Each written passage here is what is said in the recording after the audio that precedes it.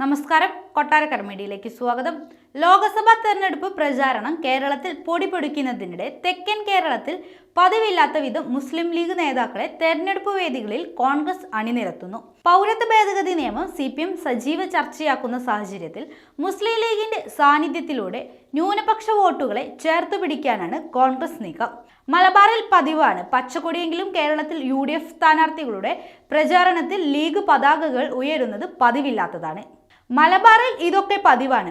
ഇത്തവണ കേരളമാകെ മുസ്ലിം ലീഗിനെ കൂടുതൽ ചേർത്തു പിടിച്ചാണ് കോൺഗ്രസിന്റെ വോട്ടുപിടുത്തം. ആലപ്പുഴയിലും കൊല്ലത്തും പാണക്കാട് സാദിഖ് അലി തങ്ങൾ, എറണാകുളത്ത് PK കുഞ്ഞാലിക്കുട്ടി, തിരുവനന്തപുരത്ത് പാണക്കാട് മുനവർ അലി തങ്ങൾ, ഇടുക്കിയിലും കോട്ടയത്തും മാവേലിക്കരയിലും അബ്ദുറഹ്മാൻ രണ്ടത്താണി, പത്തനംതിട്ടയിൽ പാണക്കാട് റഷീദ് അലി തങ്ങൾ എന്നിവരെയാണ് അണിനിരത്തുന്നത്. മുന്നണിയിലെ രണ്ടാം കക്ഷി നേതാക്കൾ UDF കൺവെൻഷനിൽ വരുന്നതിൽ പുതുമയില്ലെങ്കിലും ലീഗ് നേതാക്കളെ മുൻനിരയിൽ കോൺഗ്രസ് നീക്കത്തിന് ഇത്തവണ മാനങ്ങൾ ഏറെയാണ്. ന്യൂനപക്ഷം വോട്ട് ലക്ഷ്യമിട്ടാണ് CPMന്റെ പ്രചാരണം. പൗരത്വ നിയമ ഭേദഗതി കേരളത്തിൽ നടപ്പിലാക്കില്ലെന്ന് ആവർത്തിച്ച് കേന്ദ്ര സർക്കാരിന്റെ ന്യൂനപക്ഷ വിരുദ്ധ നിലപാടുകളെ വിമർശിച്ചാണ് ഇടതു നേതാക്കളുടെ പ്രചാരണം.